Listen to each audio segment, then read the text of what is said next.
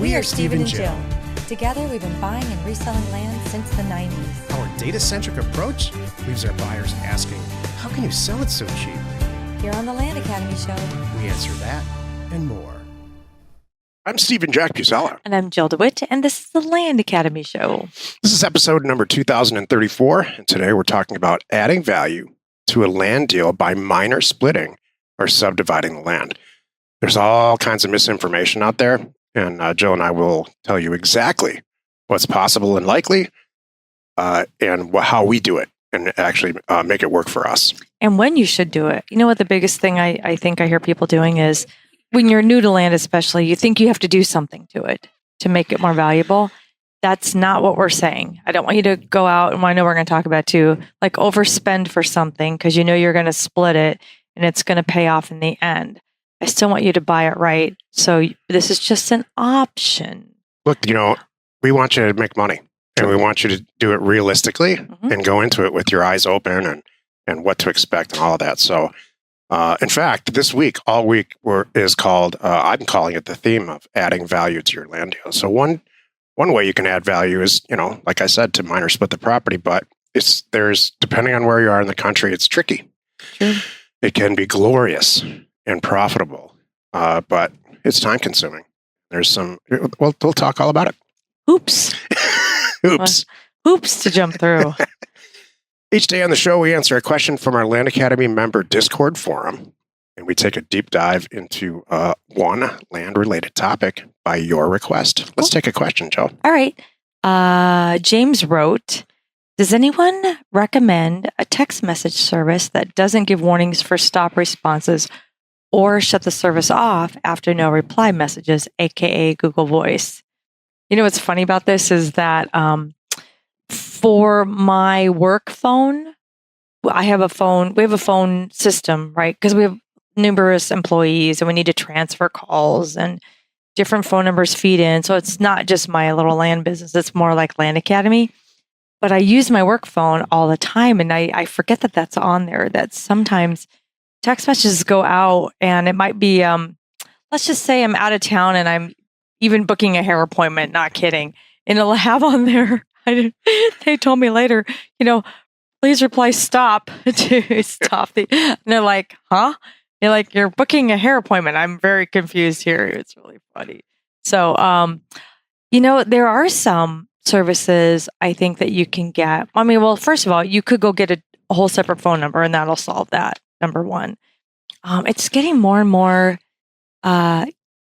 advanced and easy depending what you're doing. And I know that, I know there's probably a trailing response in Discord on this, probably, right? 10 people said, use this phone and this doesn't do it and here's how and all that good stuff. So every marketing idea that's very effective eventually gets regulated because it gets misused and abused.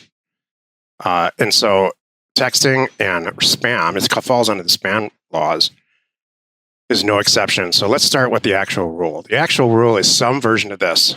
You can't solicit or reach out to anybody. Solicit means reach out to somebody. Attempt to contact. It doesn't mean try to sell them something. You can't reach out to somebody, according to the law, if you don't have a pre-existing relationship. So think about that. Well, then how do I have a relationship? Do I have to meet them in person in a bar? I don't know. So I've always been wondered about that. But that's the rule. If you have a pre-existing business relationship with somebody, it's perfectly legal and ethical to contact them via text. Well, that doesn't help us. Thousands and thousands of people we want to send letters to every month and contact them. So here's what we do. On one side of it, you can look at a map. You have a target property and you want to sell it. This is how we use it. And so we effectively text people on a personal level, one by one, down that block to say, hey, John Smith, not hey you, or hey landowner, or any of that stuff. Hey, John Smith, we purchased the property down the street from you, and we were going to resell it. We would like to let you know that the property, we'd like to offer it to you if you're interested in buying it for this price before we send it out, before we list it for sale. And then that seems to evoke very positive responses. No, thank you. Oh, thanks for letting me know. We're not interested, or we are interested. And that's a real healthy, in my opinion, use of texting. The way that you don't want to do it is robotexting, where you have a list of 1,000 numbers from a database, and you buy a service, buy into a service, or send out thousands of notes saying, hey, do you want to sell your land? Right. If you start to look around the internet, there's class action suits that revolve around that all over the place, and they're very expensive and it's all complaint driven. So when you really think about it, I have I started my career with faxing, not literally sending mail merged faxes all over the country to see if people wanted to sell their nursing homes. There was no regulation based on that, and it was very, very successful. And one day I woke up and that was no longer possible. The regulations kicked in. So it's for just any solicitation. For some reason, if you talk to anybody who doesn't live in this country, who's buying and selling land here, they're shocked and amazed that we have access to a database. First of all, a database of who owns everything. And second of all, you can actually send them a letter, and it's legal and ethical. Exactly. So tread very lightly about texting. I understand the sentiment. As an entrepreneur, you're like, what? You know what? Back to the topic, though, and I'm sure there's a lot of discussions on here. We have used Vumber. There's Open Phone. I can't remember what the latest and greatest best one is, but I'm sure they're all Sorry, I didn't see this in Discord. I would be sharing the response directly from Discord. So I know people have weighed in there on that, but I've never been a fan of Google Voice, no matter what.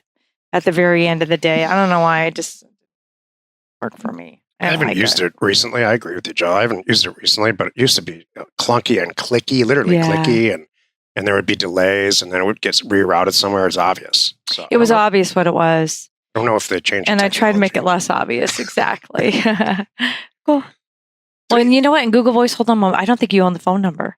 It's very different when you get a Vumber number or Open Phone or other things, and you you own that number and you port them around. I think Google Voice might even change, and so you got to be careful of that. You want a number you're going to keep. So, my final point on this topic is we're entrepreneurs, and so when you take a step back and say, "Wow, I could do this, this, and this," that's going to make some money and maybe do some good on the planet. And then you get into it and find out you can't do it because the regulations have stopped you. And so this has been happening my entire entrepreneurial career for decades and decades about land, and it's not land specific, but anybody who's an entrepreneur who's trying to do something to make some dough, it's very regulated. So please just keep this in mind. James, I chose your question out of a lot of questions on Discord because I wanted to make this point. When something seems amazing in the entrepreneurial world, wait a second, all you got to do is get a list of everybody's phone number and all these people that own land and send them a text message to see which ones want to buy it. It's probably been so abused by the time you got to it that you're just going to have to be careful. Mm-hmm. And you have to have some knowledge of the whole thing and use it within your risk level. Today's topic, adding value to a land deal by minor splitting or subdividing the land. So let's take a look at some definitions very quickly, and I'll start with a story. I purchased a very, very long time ago, purchased a 40-acre property in Arizona. And it was very obvious to me that somebody went and subdivided the 40-acre property into 1-acre properties, just squares. And so there were 40 1-acre properties, and they subdivided it, and they were done, and they got 40 APNs out of it. And then the person that I bought it from undid that. So the subdivider did what they did. Somebody bought all those properties and then went to the county and said, I don't want all these properties and these APNs. I don't want to pay all the taxes on 40 properties. I want to do it on one. And so they put it all back together, and then they got my letter. This is a million years ago, and I bought the property from them and undid it. I undid. This is back when you could do all this stuff. This is back when you could send a text message without fear of regulation. And so this is how and why financially as an entrepreneur, subdividing or splitting land, minor splitting land is so attractive. You buy a 40-acre property for, in my case, I bought it for $4,000. and you get 40 acres. If you can just go rewrite the descriptions and send it into the county and sprinkle some magic dust on it, you get 40 APNs back to resell. Can you imagine? The math on that's staggering. So now let's say I buy the property for $4,000. I've got 40 1-acre properties, and I sell them each for $1,000. I've invested $4,000 and gotten 40,000 back. This is a tiny little example. If you're Toll Brothers or Shea Brothers, or if you're a massive home builder, this is a reality. This is what subdividing is. You take a big piece of farmland, usually on the outskirts of an urban area, and you make it tiny little lots and resell the lots through whoever's going to go vertical or build houses on it and resell it. It's crazy profitable. In that case, that's a real subdivision. There's a 1 to 2 year process with a team of lawyers and all kinds of, you have to have a lot of mental brain power to get a subdivision done in a place like Phoenix, let's say, Phoenix happens to be a place in the country, I think, that encourages this. So it all starts with the spreadsheet. I can buy for 40 and sell for 4. I can buy for 4,000 and sell for 40,000. Sign me up. Where do I start? And that's the message people on the internet are delivering to new people in this business. You can print money splitting land. That's just not the case. Mathematically, it works. Are you going to jump in here? You have why would I interrupt your story? You're going. Anyway, I bought the property and I did do that. I undid it because it was already done. And it was pretty easy back in the day when you could do that. And it was very profitable. I had a bunch of deals like that, actually. So you start with the mathematical concept. You get tears in your eyes. It's so beautiful. You can start doing the math on, I only need to do 10 of these deals and then I'm kind of done forever, especially in an urban area. That's not the case. However, minor splitting land, the root of minor splitting land, which is you take 1 APN, that same 40-acre property, create, let's say, 4 or 5 parcels. For math's sake, let's just say 4, and we create 4 10-acre properties. And those 10-acre properties you will make a profit generally, because small property on a price per acre basis is more valuable the smaller it gets. I hope that makes sense. That's really, in economics, they call it the bottle case theory. So you buy a case of beer, but each bottle you can sell individually for more than the sum of the price of the case. That's the economic theory behind this.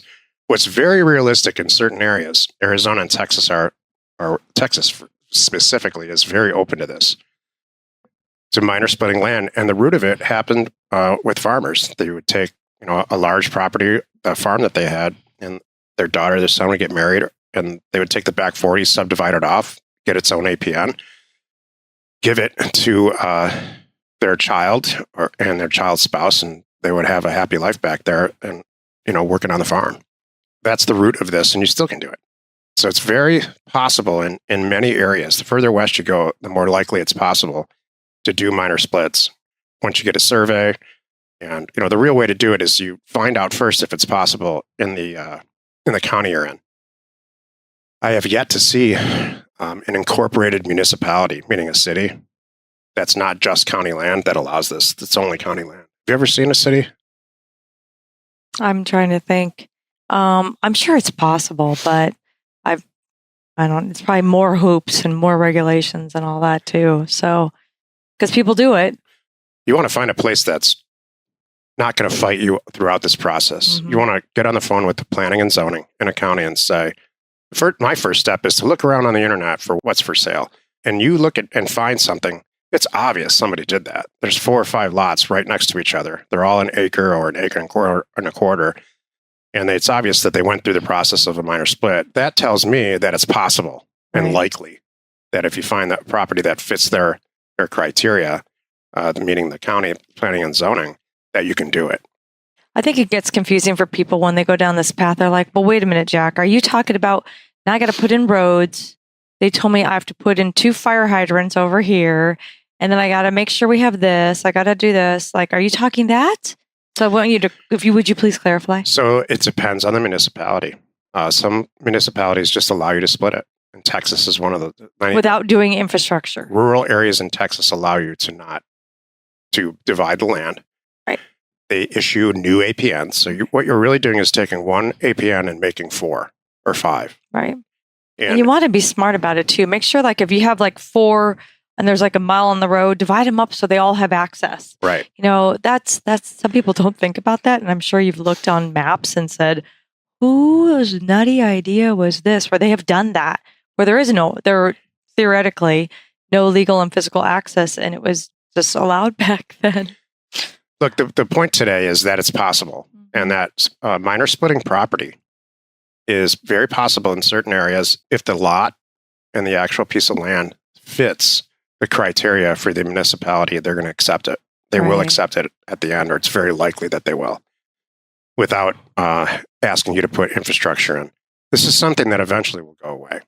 Yeah, that's true. My point at the beginning was I want you to buy it right. Like his buy for $4,000, he's split it all up, sell it for 40 story is great. And I'm sure the nice thing is when he bought it for 4, he knew he could sell it for 10 in its current condition. So you just have options. All right, do I want to cash out right now, make $6,000 on this, or do I want to put the time in it, wait several months, work with the county on this, and then sell all these off? Kind of thing. Jill and I, the likelihood of you ever doing this in your career is very small. Jill and I have done 16,000 deals since the early 90s. I think I've minor split property twice with Jill, and maybe 4 to 5, maybe 8 times, and back in a different era, I've done it.